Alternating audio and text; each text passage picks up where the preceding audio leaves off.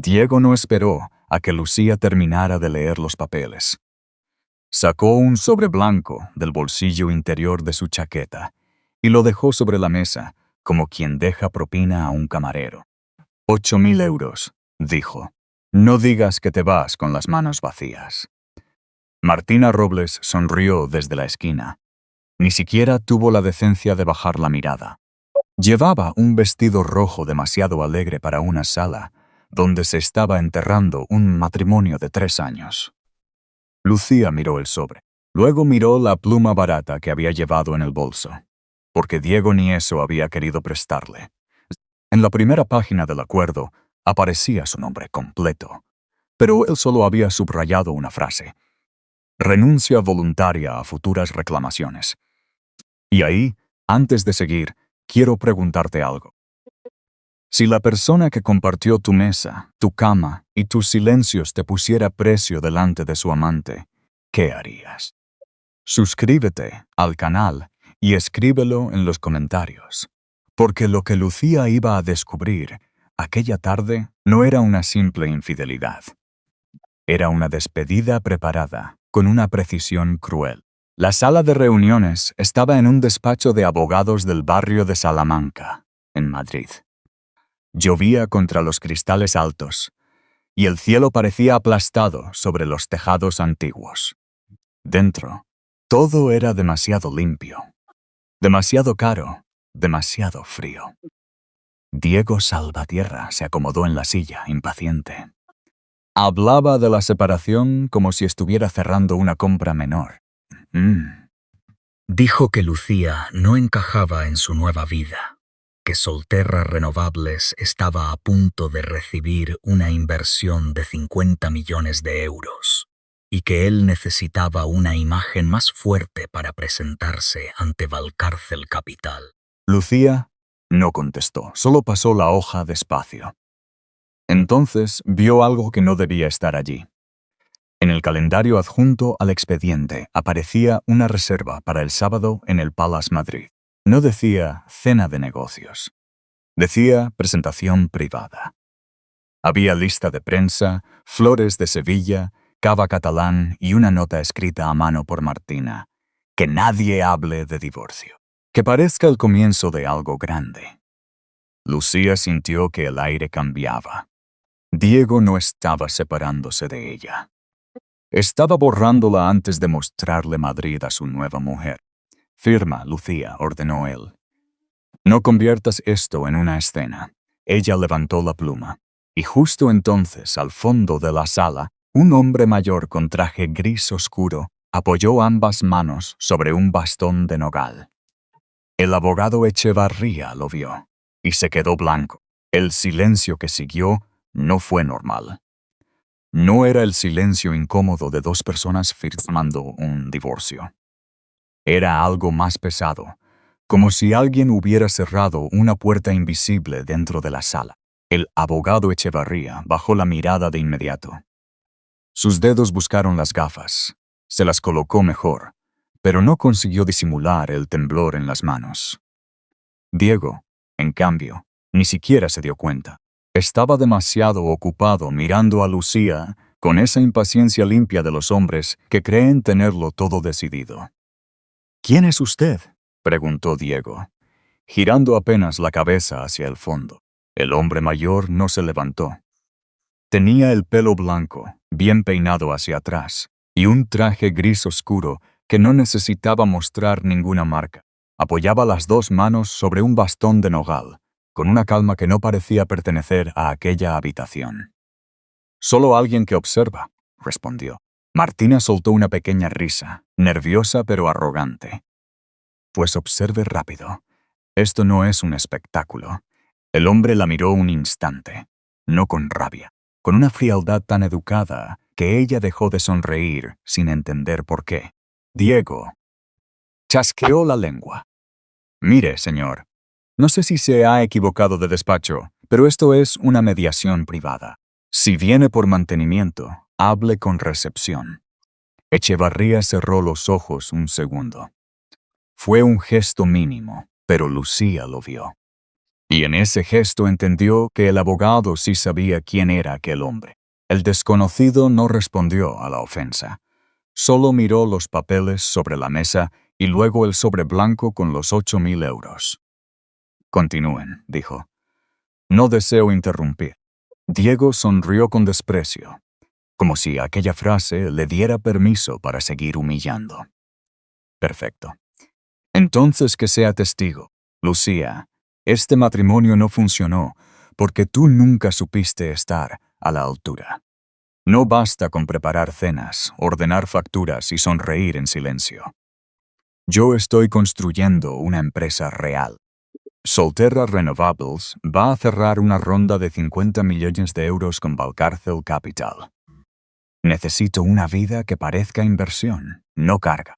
Lucía sintió que algo se movía dentro de ella, no dolor exactamente, sino una claridad lenta.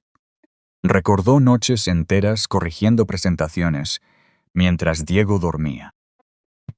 Recordó llamadas hechas desde la cocina, contactos que ella había abierto sin firmar su nombre. Recordó la primera oficina de Chamberí, cuando él no podía pagar ni la fianza. Martina se acercó a Diego y le acomodó la solapa. No seas tan duro, dijo, aunque su sonrisa decía lo contrario. Ella simplemente no pertenece a este mundo. Lucía no contestó. Bajó los ojos al documento y pasó otra página. Entonces vio una cláusula añadida esa misma mañana. Renuncia expresa a cualquier participación indirecta en Solterra Renovables. No es solo un divorcio. Diego estaba intentando borrar hasta las huellas de lo que ella había construido. Al fondo, el hombre del bastón inclinó apenas la cabeza, como si también hubiera leído aquella línea desde lejos. Y Echevarría tragó saliva, porque en ese momento, Lucía comprendió algo terrible. Diego no tenía miedo de perderla. Tenía miedo de que ella reclamara lo que siempre había sido suyo. Lucía dejó la vista fija en aquella cláusula durante unos segundos. No hizo ningún gesto brusco. No levantó la voz. Solo pasó el pulgar por el borde del papel, como si necesitara comprobar que esa línea era real y no una sombra creada por el cansancio. Diego se inclinó hacia adelante. No empieces con preguntas legales ahora. Es una fórmula estándar. Pero Echevarría no dijo nada, y su silencio pesó más que cualquier explicación. Lucía alzó los ojos hacia el abogado. ¿Se añadió esta mañana? Echevarría abrió la boca, la cerró y terminó ordenando unos folios que ya estaban ordenados. Son ajustes habituales en un acuerdo de esta naturaleza, murmuró. Diego golpeó la mesa con 2 dedos. Lucía, basta. No has sido socia de nada. Eras mi mujer, eso es todo. Martina sonrió, pero esta vez su sonrisa tenía menos seguridad. Tal vez porque el hombre del bastón seguía allí, inmóvil, y cada palabra de Diego parecía quedar suspendida en el aire antes de caer sobre la mesa. Lucía respiró despacio. Recordó la primera noche en Chamberí, cuando Diego no tenía dinero para pagar la luz de la oficina, y ella vendió unas joyas que decía haber heredado de una tía. Recordó cómo él la abrazó entonces, agotado, prometiéndole que algún día todo aquello sería de los dos. Pero ahora él hablaba de ella como si hubiera sido un mueble viejo que por fin podía sacar de casa. Tú mismo me pediste revisar las cuentas, dijo Lucía con calma. Me pediste corregir el plan financiero. Me pediste llamar a ciertas personas cuando los bancos dejaron de contestarte. Diego soltó una risa corta. Te pedí ayuda doméstica, Lucía. No confundas ordenar papeles con dirigir una empresa. El hombre del fondo movió apenas la mano sobre el bastón. Fue un gesto pequeño, casi invisible. Pero Lucía lo vio y entendió. No era una orden, era permiso. Entonces Diego sacó otro papel de una carpeta azul marino y lo puso encima del acuerdo. Además, para que no queden malentendidos, he preparado una declaración breve. Dirás que la separación fue amistosa, que apoyas mi nueva etapa profesional y que deseas lo mejor a Solterra Renovables. Lucía miró el documento. Al final, había un espacio para su firma. Debajo, una frase que le heló la sangre. La señora Lucía Salvatierra reconoce no haber participado directa ni indirectamente en el desarrollo financiero de la compañía. Ahí estaba la verdadera razón de aquella prisa. No quería solo divorciarse. Quería limpiar su historia antes de presentarse ante Valcárcel Capital. ¿También quieres que mienta?, preguntó ella. Diego se encogió de hombros. Quiero que seas útil por última vez. Martina bajó la mirada para ocultar una risa. Lucía tomó la pluma.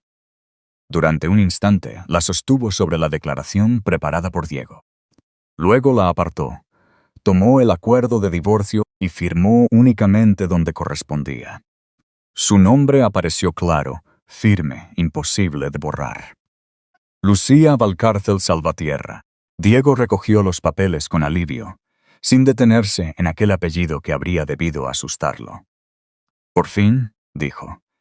Pensé que nunca ibas a entenderlo. Se levantó, tomó a Martina de la mano y se dirigió hacia la puerta. Antes de salir, miró al hombre del bastón. Y usted, abuelo, puede contar en recepción que vio cómo se cierra un problema. La puerta se cerró. Durante 3 segundos, nadie habló. Echevarría se puso de pie lentamente. Tenía la cara pálida y la garganta seca. Don Alonso, susurró. Lucía cerró los ojos un momento. El hombre del bastón se levantó, caminó hasta ella y miró el sobre de los 8.000 euros como si fuera algo sucio. Hija, dijo con voz baja. Ahora sí vamos a dejar que Madrid vea quién ha estado sosteniendo a quién. Y por primera vez en toda la tarde, Lucía sintió miedo. No por ella, sino por lo que su padre acababa de decidir. Don Alonso no levantó la voz. Eso fue lo que más inquietó a Lucía. Su padre nunca necesitaba enfadarse para que una habitación cambiara de temperatura. Solo recogió el sobre blanco de la mesa, lo sostuvo entre 2 dedos y lo dejó caer en la papelera, como si dentro no hubiera dinero, sino una falta de respeto difícil de tocar. Echevarría seguía de pie, rígido, con las manos pegadas al borde de la mesa. Don Alonso, si hubiera sabido que la señora Lucía... Usted sabía lo suficiente, lo interrumpió él, y aún así dejó que añadieran una cláusula esta mañana. El abogado bajó la cabeza. No intentó defenderse. Afuera, la lluvia golpeaba los cristales con una paciencia triste. Lucía guardó la pluma en el bolso. Le temblaban los dedos, aunque no quería admitirlo. Había imaginado muchas veces cómo sería el final de su matrimonio, pero no así. No con su padre viendo cada humillación. No con Diego saliendo de allí convencido de que acababa de ganar. Don Alonso le ofreció el brazo. Vámonos, hija. Al salir del despacho, la recepcionista se puso de pie demasiado rápido. El guardia de la entrada, que otras veces apenas había mirado a Lucía, abrió la puerta con torpeza cuando reconoció a don Alonso. Ella notó ese cambio pequeño, casi vergonzoso. La misma gente que antes la atravesaba con la mirada ahora parecía no saber dónde poner las manos. En la calle, Madrid olía a asfalto mojado y hojas frías. Un coche negro esperaba junto al bordillo. El conductor salió con un paraguas grande, pero don Alonso lo apartó suavemente. Que se moje un poco la ciudad, dijo. Hoy necesita lavarse. Dentro del coche, Lucía se quedó mirando las gotas resbalar por la ventanilla. Durante varios minutos no habló. Su padre tampoco. Esa era una de las pocas ternuras que él sabía ofrecer. No llenar de palabras una herida abierta. Yo quería que me quisiera sin saberlo, dijo ella al fin. Don Alonso giró apenas la cabeza. Lo sé, sin el apellido, sin las empresas, sin tus llamadas, solo a mí. Él respiró hondo. Su rostro seguía firme, pero su mano buscó la de ella sobre el asiento. y por eso tardé tanto en intervenir. Porque me lo pediste. Lucía cerró los ojos. Recordó las cenas frías esperando a Diego, los mensajes sin responder, las veces que Martina llamaba de madrugada con excusas de trabajo. Había señales, algunas pequeñas, otras muy claras. Ella las había ido guardando en silencio, porque amar a veces se parece demasiado a justificar. Cuando llegaron a la casa familiar de La Moraleja, una empleada abrió la puerta y se detuvo al verla sin abrigo. Lucía subió directamente a su antiguo dormitorio. Todo seguía casi igual. Los libros junto a la ventana. Una fotografía de su madre sobre la cómoda. El olor leve a madera encerada. Sobre la cama había una caja larga de terciopelo azul. Don Alonso apareció en la puerta. Tu madre llevó esto la noche que salvó a la empresa de tu abuelo, dijo. No era la joya lo que importaba. Era que todos entendieran que ella ya no iba a esconderse. Lucía abrió la caja. Dentro descansaba un collar de zafiros oscuros, sereno y frío como una noche de invierno. A las 9:15, el teléfono de don Alonso vibró. Era su asistente. Diego acaba de confirmar que espera verme el sábado en el Palace, dijo después de colgar. También ha pedido que mi nombre aparezca como invitado de honor. Lucía levantó la mirada. Don Alonso sonrió apenas. Perfecto. Que prepare bien su escenario. Y entonces Lucía entendió que la fiesta de Diego ya no le pertenecía a Diego. El sábado por la noche, el Palace Madrid parecía haber sido encendido desde dentro. La fachada brillaba bajo una lluvia fina, y los coches se detenían uno tras otro frente a la entrada, dejando bajar a hombres con abrigos oscuros y mujeres que protegían sus peinados con pequeños paraguas negros. Diego llegó temprano. Había elegido un traje nuevo, demasiado ajustado en los hombros, comprado esa misma mañana en una sastrería de Serrano. Quería parecer sereno, pero se tocaba el reloj cada pocos minutos.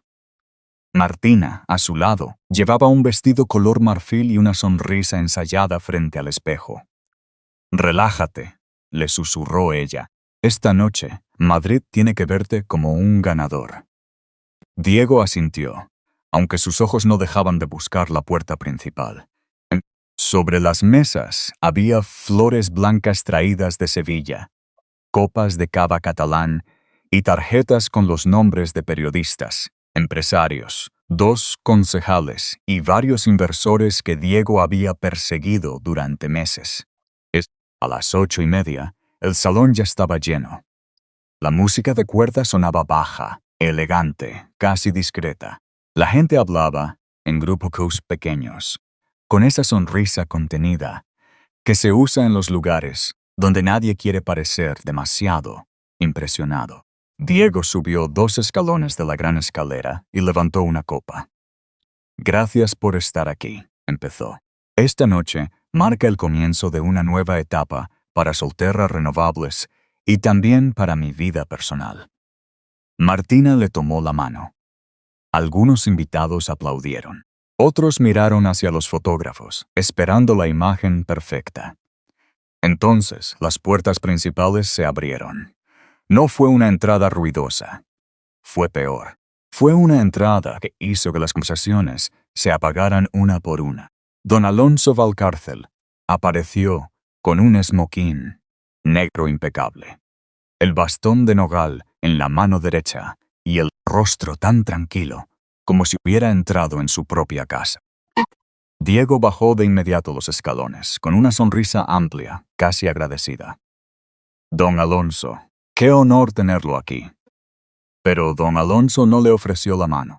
Se quedó quieto, mirando por encima del hombro de Diego hacia la entrada. Luego extendió el brazo hacia alguien que aún no había cruzado la puerta. El encargado del salón, pálido, miró la tarjeta que tenía en la mano y anunció con una voz más baja de lo previsto. Doña Lucía Valcárcel. Diego sintió que algo se le cerraba en el pecho. Lucía entró despacio. Llevaba el vestido azul noche que había elegido en La Moraleja, el cabello recogido con sencillez y el collar de zafiros de su madre descansando sobre la piel. No parecía disfrazada de rica. Parecía una mujer que había dejado de pedir permiso para existir. Durante un segundo, nadie habló. Martina dejó caer la copa. El cristal se rompió contra el suelo de mármol, y ese sonido fue lo único honesto en todo el salón. Lucía, dijo Diego, intentando sonreír. No sabía que vendrías. No vine por invitación tuya, respondió ella. Don Alonso avanzó un paso. Mi hija no necesita invitación para entrar en una casa donde su familia tiene participación desde hace 20 años. Un murmullo recorrió el salón. Diego parpadeó como si no hubiera entendido la frase. Su hija, repitió. Lucía no bajó la mirada. Por primera vez en mucho tiempo, lo dejó mirarla sin esconderse. Don Alonso habló con una calma que hizo más daño que cualquier grito. Le presento correctamente a la mujer de la que acaba de divorciarse. Lucía Valcárcel, mi única hija, miembro del Consejo de Valcárcel Capital, y una de las personas que revisará su solicitud de inversión de 50 millones de euros. Los fotógrafos bajaron las cámaras unos segundos. Luego las levantaron todos a la vez. Diego abrió la boca, pero no salió nada. Martina dio un paso atrás, como si la vergüenza pudiera mancharle el vestido. Lucía se acercó a Diego lo justo para que él oyera su voz sin que pareciera una escena. Querías una mujer con apellido, imagen y contactos. Aquí estoy, Diego. Solo que ya no estoy de tu lado. En ese momento, el móvil de Diego vibró sobre la mesa principal. La pantalla se iluminó con un mensaje de su director financiero. Tenemos un problema. Echevarría acaba de enviar una copia del acuerdo a Valcárcel Capital. Y Diego entendió, demasiado tarde, que la noche apenas había empezado. El mensaje del director financiero quedó encendido sobre la mesa. Pero Diego no se atrevió a tocar el móvil. Durante unos segundos, solo miró la pantalla como si pudiera apagar la realidad con la fuerza de los ojos. A su alrededor, el salón había cambiado de forma. Los mismos invitados que antes buscaban acercarse a él ahora retrocedían con una prudencia casi elegante. Nadie quería parecer demasiado cerca de un hombre que acababa de humillar, en público y por escrito, a la hija de don Alonso Valcárcel. Martina fue la primera en romper la quietud. Se inclinó hacia Diego, con la mandíbula tensa. Dime que esto es una broma. Diego tragó saliva. Martina, escúchame. Yo no sabía qué era. Eso es peor. Lo cortó ella, bajando la voz para no perder del todo la compostura. Viviste 3 años con una Valcárcel y no lo supiste. ¿Qué clase de empresario eres? Él intentó tomarle la mano, pero ella la apartó como si quemara. Luego se quitó el anillo con un gesto seco y lo dejó sobre la mesa, junto al teléfono que seguía vibrando. No voy a hundirme contigo. Martina se alejó sin mirar atrás. No salió del salón.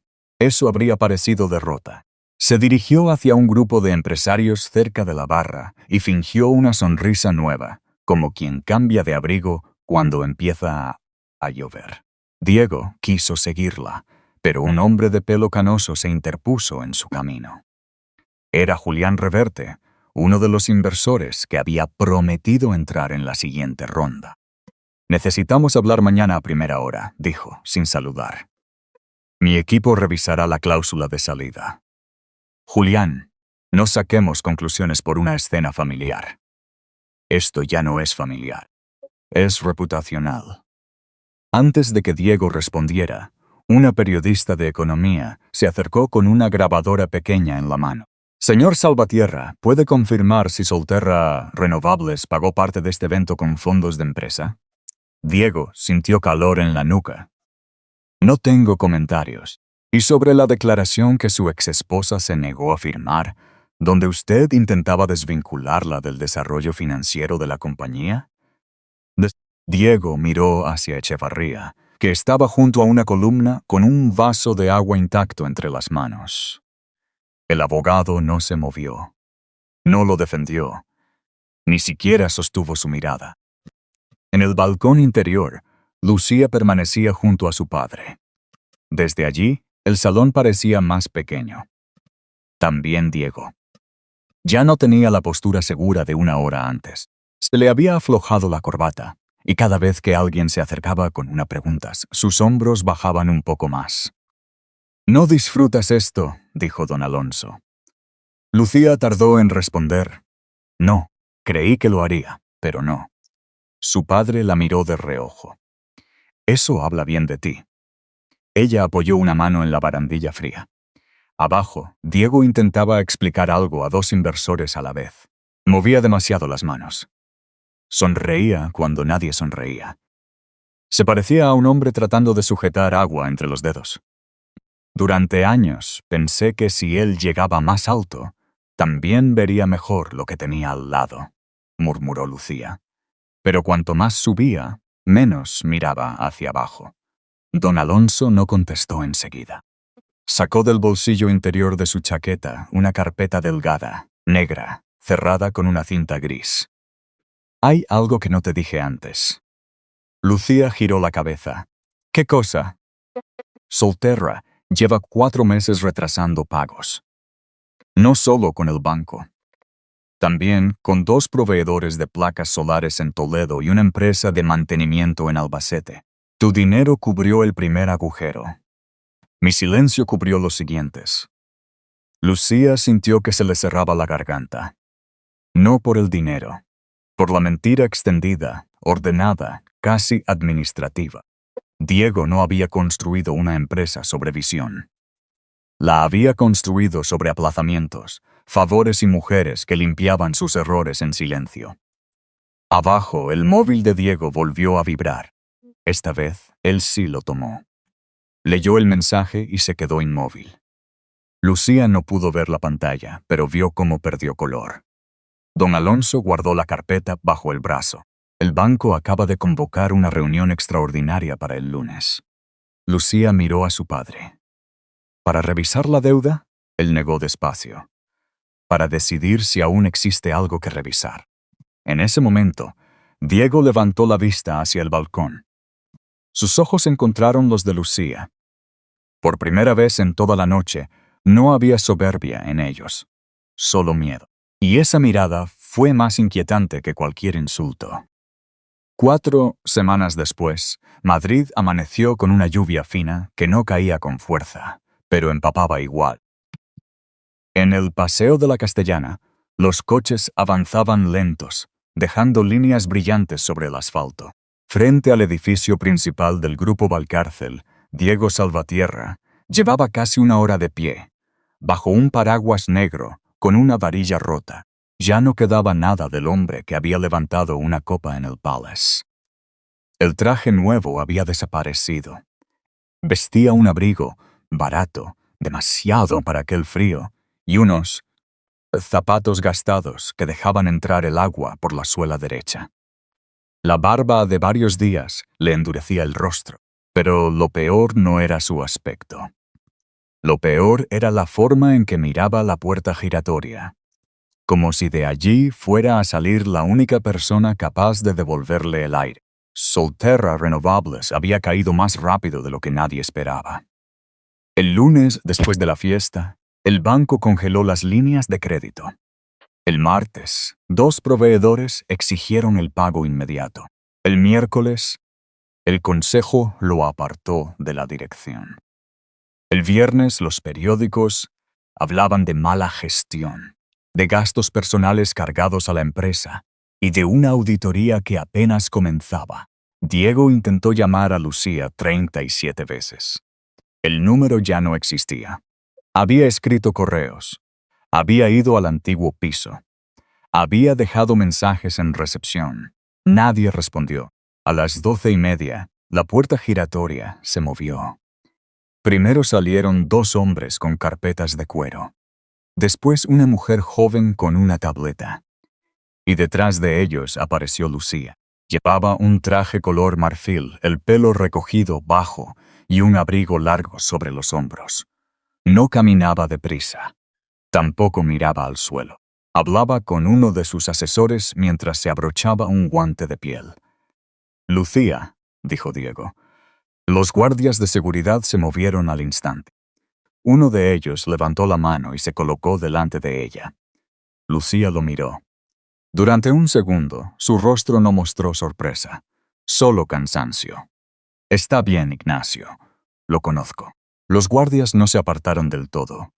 Dejaron entre ellos una distancia prudente, unos pasos de seguridad que a Diego le parecieron kilómetros. Él avanzó hasta donde pudo. «Necesito hablar contigo». «Ya estás hablando». Diego tragó saliva.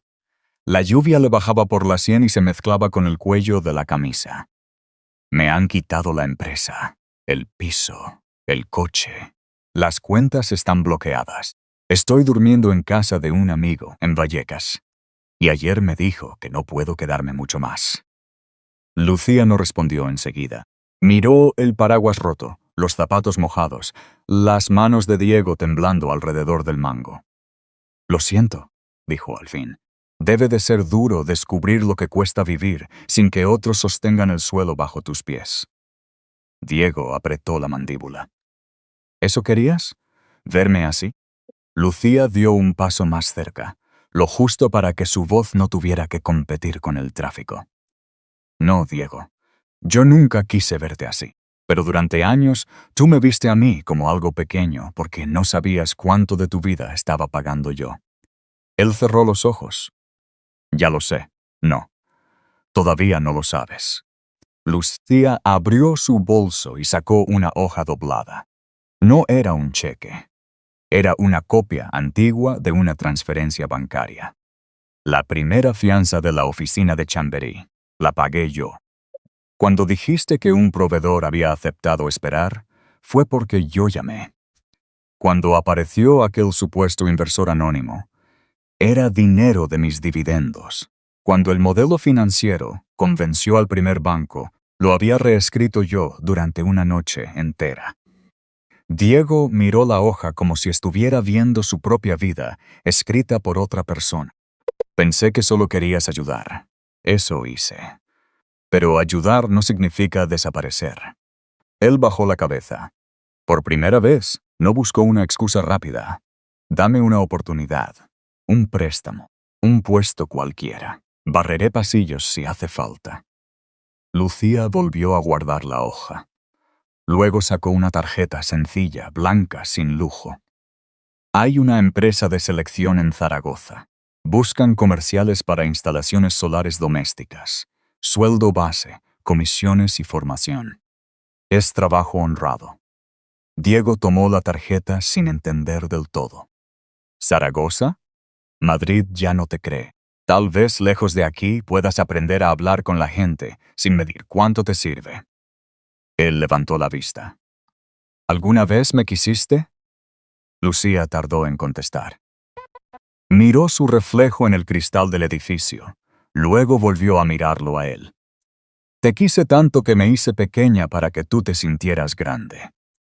Pero ya no voy a vivir agachada». Se dio la vuelta y caminó hacia el coche que la esperaba. Diego se quedó bajo la lluvia con la tarjeta en la mano.